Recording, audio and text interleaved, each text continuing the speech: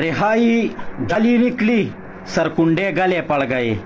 अस्सलाम वालेकुम मलګرو څنګه چې تاسو ته پته ده چې نن د عمران خان هغه یو کیس کې به دغه شوي وي، ضمانت شوي وي، هغه کیس په هغه کومه سزا وای به هغه ختمه شوي وي. نو دا زمونږ د دې اوسنۍ معاشرې دا کم مشران سپینګیري بوډاګان هغه هم چې د سوشل میډیا او د موبایل کیمرې دومره خراب کړل چې غږ مکوه. هغه هلکانو نه به څوک ګیله مونږ وکړو ولې چې خاصې میوتیان دي، خو دې کې چې دا کم زاړه یوتیان دي بوډاګان هغو کې لا چینجې دي. راځئ ملګرو تاسو خو به چې دی د شکرانې مونځ د شکرانې سجدې دا شکرانه کې روپۍ ورکول دا به م لیدلي وي، خو تاسو به نن د عمران خان د زوړ ورکړ نه چې دی نو په شکرانه کې سرکونډې وینې. نو راځئ زمونږ سره اوسئ. الله د سرکونډۍ ته په شکرانه کې وروم الله ستا د شکر خو موږ ادا کوو د خو عمران خان ته را خلاص کړه. الله سرکونډۍ ته شکرانه کې وروم الله سرکونډۍ ته وروم واړه سرکونډۍ ته وروم الله قبول کړه الله قبول کړه بابا جانا بالکل دی قبول شوله. خاص سرکونډې دی الله ته څه چې مونږ ته هم بس قبول شولې، خو الله ته ناقابل قبول دي. دا سرکونډې په شکرانه کې نشته دی، پوه شولې. نو هغه سړی درله واپس ډي تک او د جیل نه بهر هم نه دی راوتې. ګورئ تاسو بوډاګانو د ستاسو د یوتیانو د ستاسو پسې دا ګډاګانې دا مټیانې دا در پسې بختورې نه راځي.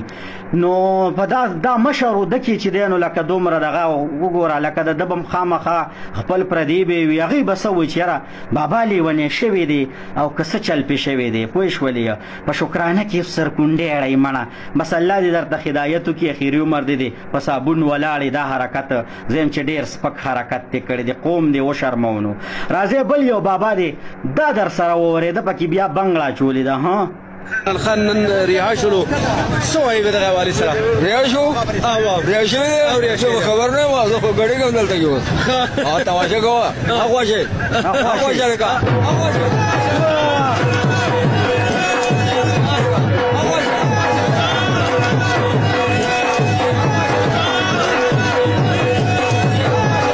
نو ڈانس والا بابا رہائی جالی نکلی اور ډانس غلې پړ گئے.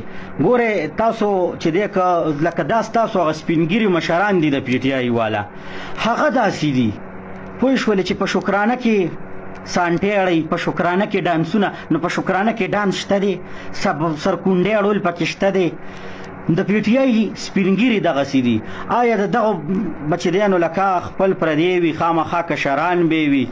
دغه باباجي ته ویم چې دا کم اوس ګډ شو چې بابا دا ملک دا په قربانو باندې آزاد شوی دی.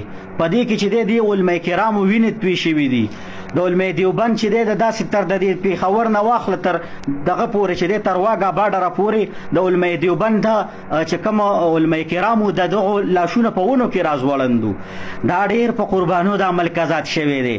خو د عمران خان چې کومه فتنه راغلې ده او د دا کم مخلوق تیار که نو که د سپینګیری ګایډ دغه کړی دی او که نوجوان کتلی دی رور هغونه خپل د مشرانو چې کم دغه ثقافتو د مشرانو نه ورته کمې پښتونولۍ پاتې وي هغې پرېښي دي او دغه دی په ډانسونو په سرکونډو باندې چې دی ته شکرانې وایي.